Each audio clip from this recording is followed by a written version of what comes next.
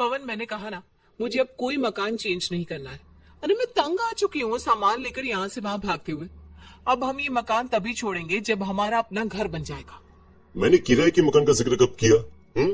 मैंने तो बस यही कहा कि चलो तुम्हें तुम्हारा नया घर दिखा कर लाता हूँ।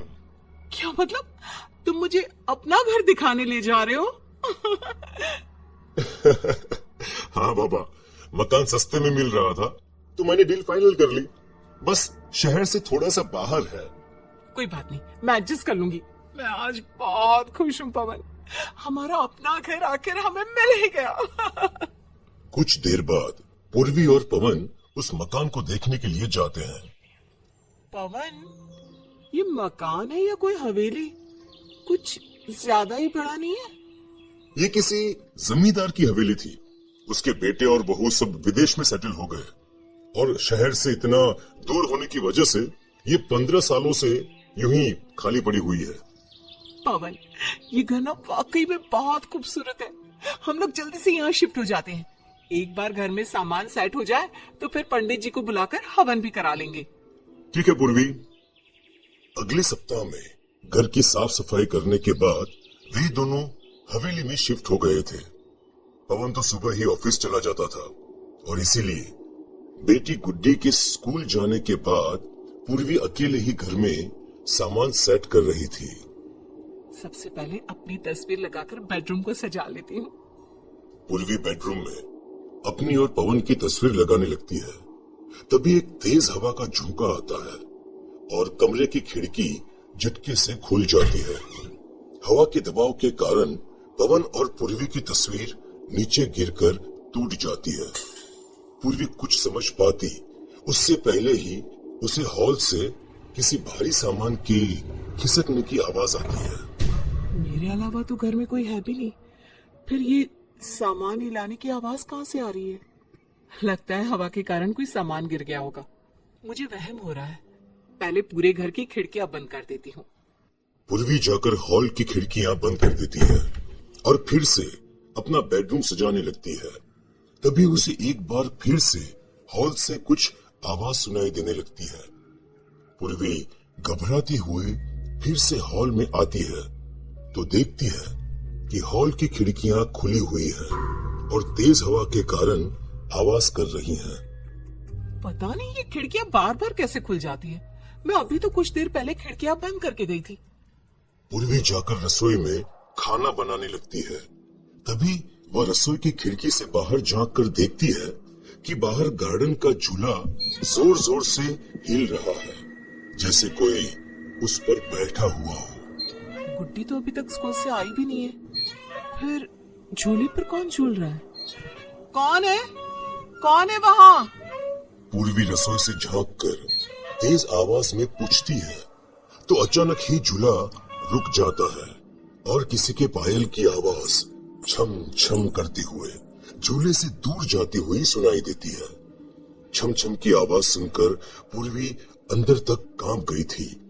अब अकेले में उसे ये घर काटने को आ रहा था, इसीलिए वो अपनी बेटी के स्कूल से आने का इंतजार करने लगती है। कुछ देर बाद, मम्मा, घर पर कोई आया हुआ है क्या? नहीं तो, तुमसे किसने कहा? आप मजाक कर रहे हो ना मम्मा? अरे ये कोई मजाक करने की बात है क्या? मम्मा, अभी जब मैं बस से उतरी तो मैंने देखा ऊपर बालकनी में कोई आंटी खड़ी हुई मुझे घूर रही थी। अरे क्या बात कर रही हो? घर में मेरे अलावा कोई भी नहीं है। गुड्डी की बात सुनकर पूर्वी को अब पहले से भी ज्यादा डर लगने लगा था। ये कैसे घर में ले आए हो तुम हमें? हमें यहाँ नहीं रहना। पूर्वी पवन को दिन भर में हुई सारी घटनाएं बताने लगती है। अरे कैसी बच्चों जैसी बातें कर रही हो पूर्वी, ऐसा कैसे हो सकता है? तुम समझ नहीं रहे हो पवन, यहाँ कुछ है। माना कि मुझे वहम हो रहा है, लेकिन गुड्डी क्या वो भी झूठ बोल रही है? अच्छा ठीक है, अब तुम शांत हो जाओ, शांत हो जाओ। देखो गुड्डी का ध्यान रखना और मैं घर आकर तुमसे बात करता हूँ, ठीक है? पूर्वी गुड्डी को खाना खिलाने के बाद अपने कमरे में सुला देती है। शाम को पवन के घर आने के बाद, पवन, तुम्हें नहीं लगता कि इस घर में कुछ गड़बड़ है? वरना इतनी बड़ी हवेली यूं ही लावारिस छोड़कर कोई कैसे जा सकता है? पता नहीं मेरी अकल पर कैसे पत्थर पड़े थे कि ये बात मैंने पहले क्यों नहीं सोची। देखो पूर्वी, तुम ज्यादा मत सोचो। अभी नई नई जगह है, तुम्हें जरूर कोई वहम हुआ होगा। और गुड्डी तो भी बच्ची है, उसकी बातों पर यकीन करके अपने घर को छोड़ देना कौन सी समझदारी है ये? तुम ही बताओ मुझे। पवन की बात सुनकर पूर्वी चुप हो जाती है। खाना खाने के बाद सभी सोने के लिए बेडरूम में पहुंच जाते हैं। आधी रात के बाद ये कैसी आवाजें आ रही हैं? लग रहा है कहीं झगड़ा हो रहा है और कोई औरत जोर जोर से रो रही है। पवन अभी सोच ही रहा था कि तभी पूर्वी की भी नींद टूट जाती है। पवन, क्या तुम्हें ये चीख पुकार की आवाज सुनाई दे रही है? हाँ, ऐसा लगता है जैसे पड़ोस में कोई झगड़ा हुआ है। आप शायद भूल रहे हैं, हमारे आस पड़ोस में कोई नहीं रहता। फिर ये आवाज किसकी है? पूर्वी की बात सुनकर पवन अपने माथे पर आया पसीना पोंछकर कमरे से बाहर निकलता है। आवाज तो ऊपर वाले कमरे से आ रही है, लेकिन वहां कौन हो सकता है? घबराते हुए वो सीढ़ियों के ऊपर जाकर ऊपर का कमरा खोलकर देखता है। दरवाजा खोलते ही आवाज आनी बंद हो जाती है। ये कमरा तो बिल्कुल खाली पड़ा हुआ है। पवन कमरा बंद करके जैसे ही वापस जाने को मुड़ता है, फिर से किसी औरत की जोर जोर से चीखने की आवाजें सुनाई देने लगती हैं और पवन घबराकर दौड़ते हुए वापस अपने कमरे में लौट आता है।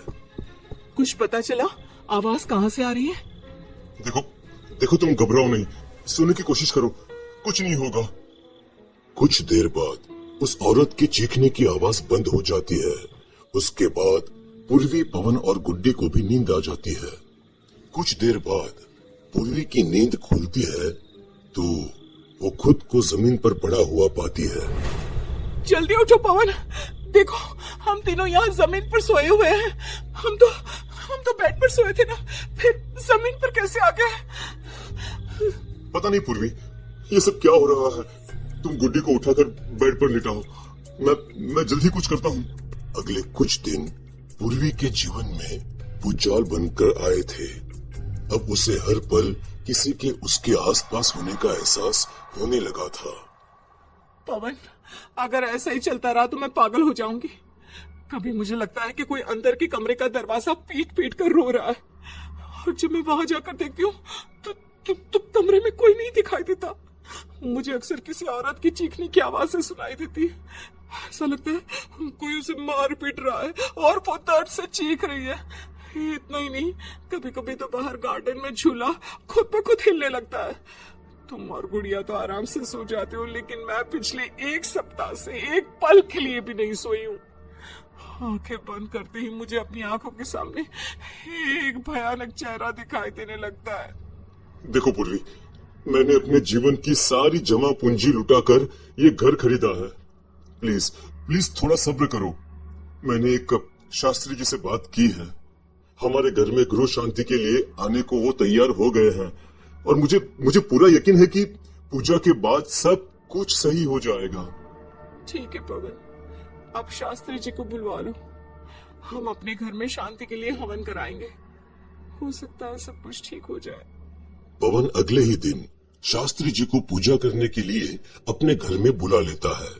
शास्त्री जी जैसे ही शांति पूजा शुरू करते हैं, उन्हें घर के अंदर से किसी के रोने की और सिसकने की आवाज सुनाई देने लगती है। आपके घर में कुछ नकारात्मक ऊर्जा है जो मेरी पूजा में विघ्न पैदा कर रही है।